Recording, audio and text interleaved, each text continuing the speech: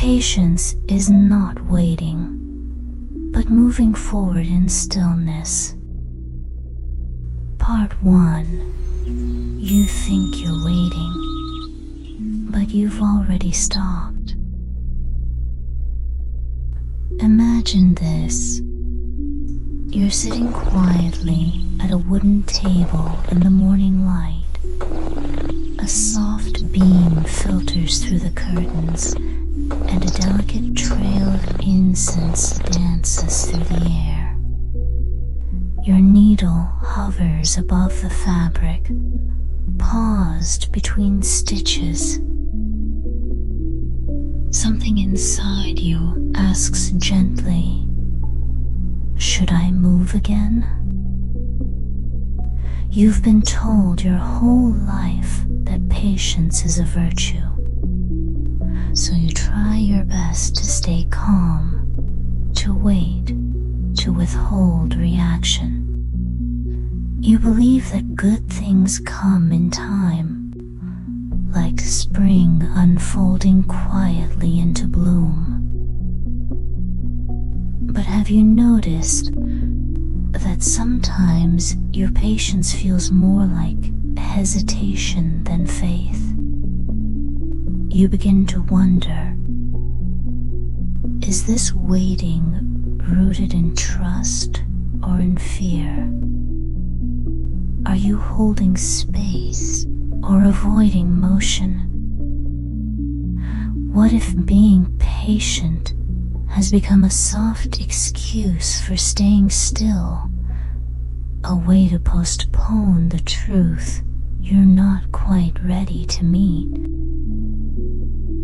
You remember evenings spent quietly embroidering, where your hands keep moving, but your heart feels suspended, like a thread looped, but never pulled through. You're not incapable. You're unsure. You're waiting not for clarity, but for permission. But what if patience isn't about standing still? What if true patience means continuing, even gently, even when no one is watching, stitching your way forward in silence, trusting that the rhythm of your hands will lead you where your mind fears to tread?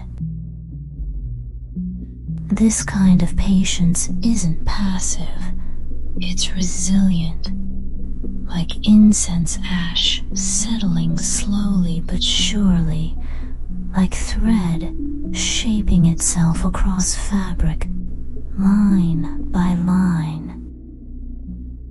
And maybe now you realize you're not waiting for something outside yourself. You're waiting for the courage to begin. And if you don't begin, perhaps you'll continue believing that stillness is your only home. So the real question begins to surface. Who taught you to wait so quietly? And does that belief still belong to you?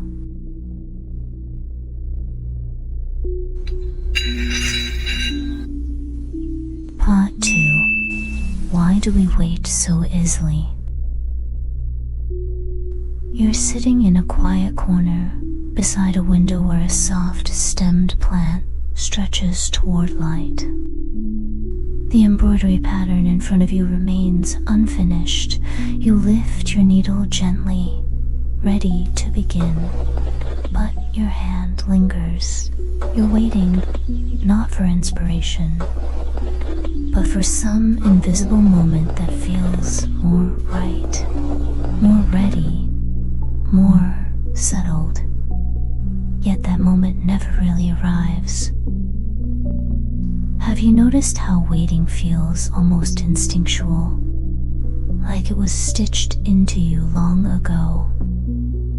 In many cultures, patience is draped over us as a virtue, especially for women. You're taught to endure, to stay soft, to listen first, respond later, to wait gracefully, to be wise enough not to rush.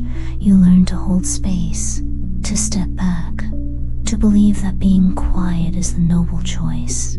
Psychologist Carl Jung once said the greatest struggles of humanity lie in bringing the unconscious into consciousness. What you call patience may actually be a subconscious shield, something that shaped how you relate to the world, how you define safety. Waiting becomes familiar, not because you're passive, but because you've learned to equate movement with risk. You've been taught that visibility invites judgment, that starting before you're perfect invites failure, so you choose to wait, softly, quietly, and the world around you validates it. We live in a culture obsessed with perfect timing. You must hit milestones at precisely the right moment. If your work isn't fully formed, don't share it. If your emotions aren't polished, don't speak them. You internalize that it's safer to prepare endlessly than to begin imperfectly. But in doing so, your patience begins to blur into silence. It becomes not a strength, but a soft trap, a form of inaction masked as grace. Philosopher Nietzsche wrote, "Waiting is a delay of life."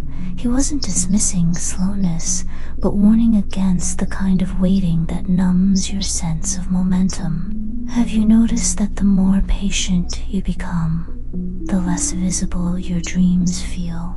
You become skilled at adjusting, accommodating, holding things in, and slowly stop asking questions, not just to others, but to yourself.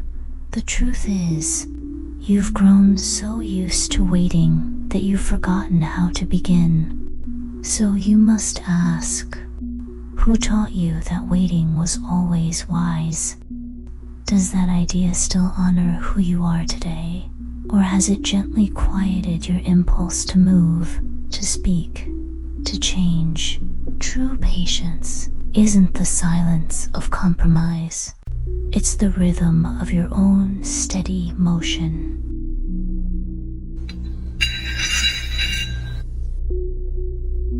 Part 3. The consequences you can't see. You're sitting at a fabric-covered wooden table. The light is soft and incense curls quietly beside you. Your embroidery is nearly complete. Your fingers brush over the threads, but something feels unfinished, invisible. A weight, not in your hands, but somewhere in your chest. You've told yourself many times, "I'm waiting for the right moment." So you don't speak that idea aloud. You don't take that first step. You don't respond to the faint call within you, and yet, none of it disappears. Those unspoken actions pile up beneath your path, like fallen ash quietly veiling the light that used to guide you. This is the shadow side of patience, not the graceful endurance, but the erosion that happens softly over time. You haven't changed your rhythm, but somehow, the world feels faster. You haven't broken the mold, but you notice fewer people truly see you. You assume it's just a difference in pace, but in truth, the world has moved ahead and you've been gently left behind. Not because you weren't capable, but because your version of patience disguised your stillness. Because the form of waiting you were taught, soft, quiet, poised, never told you what happens if you never begin. There's a psychological term for this, self-abandonment, disguised as preparation. You tell yourself you're gathering strength, but years pass and still no movement. Your ideas, unfinished creations, unsent messages, all gather silently like unopened gifts from your own soul. And then a quiet shift occurs. You start believing maybe you're not meant to create, not meant to speak. Maybe you're just someone who watches, who prepares, but doesn't arrive. This is what happens when patience turns into distance. It doesn't just freeze your momentum, it reshapes your self-perception. You no longer see yourself as a participant, but as someone peripheral, passive, almost invisible. You begin to doubt your worth, not because you aren't talented, but because nothing has moved. And the most delicate unraveling of all? You stop asking for what you need. You stop claiming space. You begin to mistake silence for peace, acceptance for maturity, stillness for identity. Philosopher Martin Heidegger once said, "We must live inside our own temporality or risk not being." But if your timeline is always waiting for others to validate you, for conditions to align, then your life becomes a faint echo of everyone else's rhythm, never your own. At some point you must ask, am I still preparing, or have I forgotten how to begin? Is my quiet strength shielding me, or is it slowly erasing me? Am I truly choosing stillness, or am I afraid to be heard? These questions are soft. They whisper rather than shout, but they carry the weight of 1,000 choices not made. True patience does not dim your presence, it strengthens it. Part 4. A gentle rebellion begins. You're in a quiet studio, light slanting through the window, the scent of incense slowly curling in the air. Threads lie gently in your hand, a pattern waiting for its next stitch. Everything is still, but inside you something stirs, not loudly, but insistently.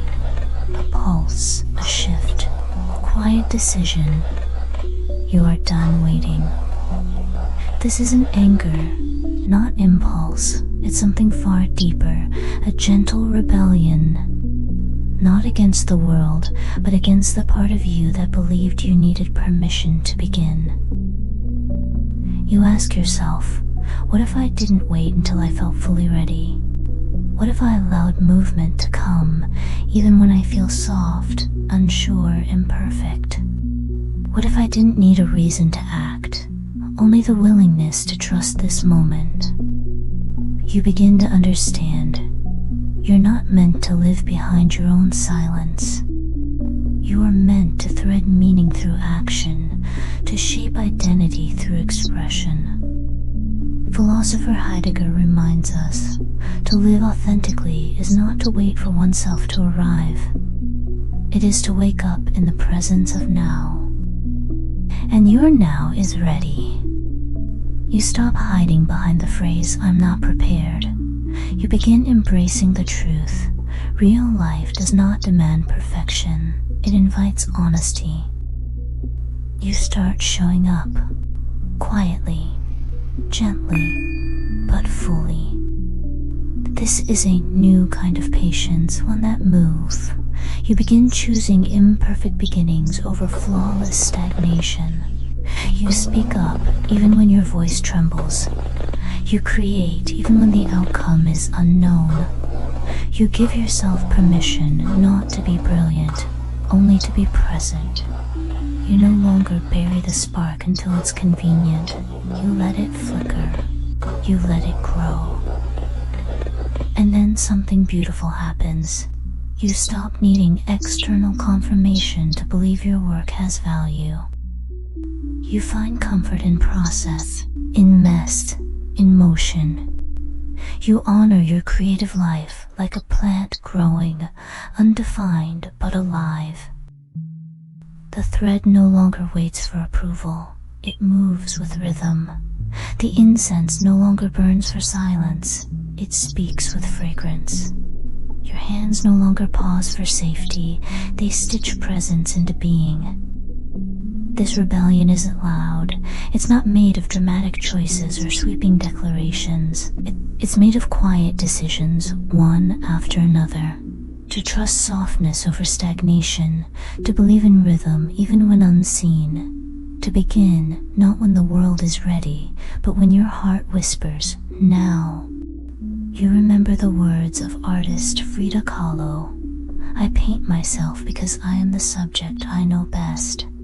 And so you stitch yourself. You make incense trails of your own longing. You thread together strands of identity and offer them to the world, not as proof, but as truth.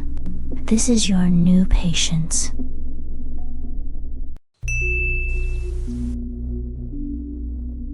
Part 5.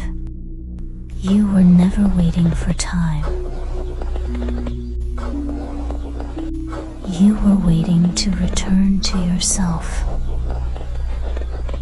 It's dusk. You sit at your embroidery table, the light dim and soft, the incense long since burned into quiet ash. Your latest piece rests before you, finished.